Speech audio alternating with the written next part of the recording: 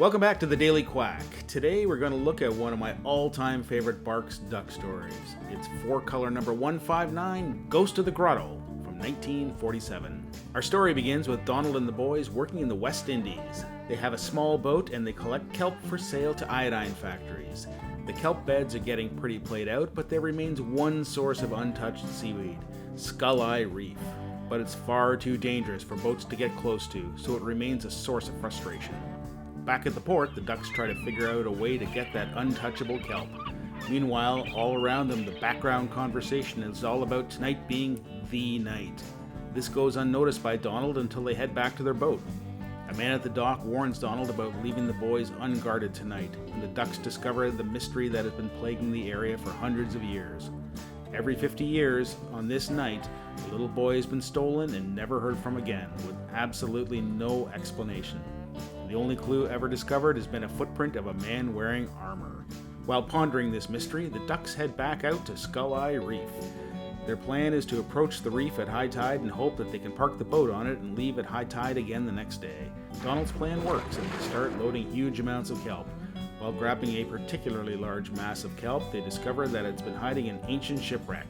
They go over to the wreck to explore, only to discover that there is still one inhabitant, a huge octopus. Ducks go back to their boat to sleep and wait for the morning tide. While the ducks sleep, there is movement on the ancient wreck. A door creaks open and a man in armor emerges, stating, "Tonight is ye night." When the ducks awake, they realize Dewey is missing, and the only clue they can find is an armored footprint. Not only that, but they can't return to port for help as their boat has a mysterious new hole in the hull. While searching the reef, they come across a small hole and find that Dewey is captive down below.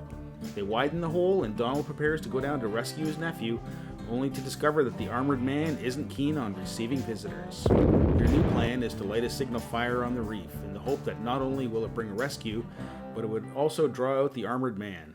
The plan works, but not in the way they hoped. The mysterious knight sneaks up on the boys from behind, and after he stomps out the fire, they spot him entering the old wreck and realize that's where his secret entrance is to the reef.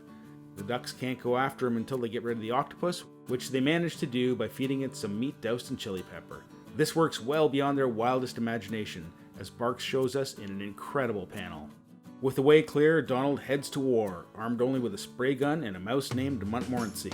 They open the secret hatch, and when the knight pops out, Donald sprays him in the face with roach powder and drops the mouse into the armor, leaving the man with no choice but to strip it all off. While this has been going on, Huey and Louie have rescued Dewey, and the old man spills the beans on what has been happening over the centuries.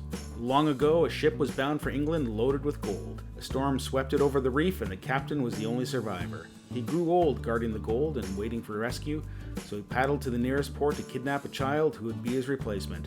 This went on every 50 years until now. They all get rescued as someone saw their signal fire. Donald and the boys get the keys to the city for solving the mystery, and the knight gets to keep the gold. The story ends with him enjoying his wealth as he discovers modern life.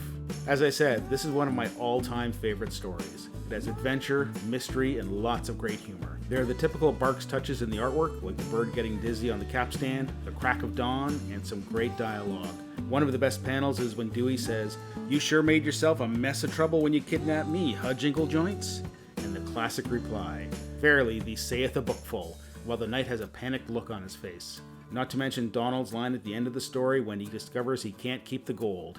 "A rash on ye whole business." As well, the cover is amazing.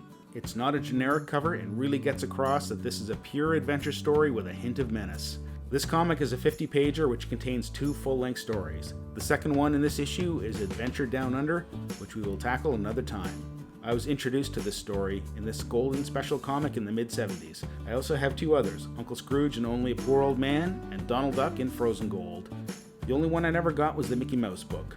And like the other books, this was read so very many times. Just pulling it out of the comic box brought back so many good memories. That's all for today. Thanks for tuning in to the Daily Quack, and let me know which stories you'd like to see next.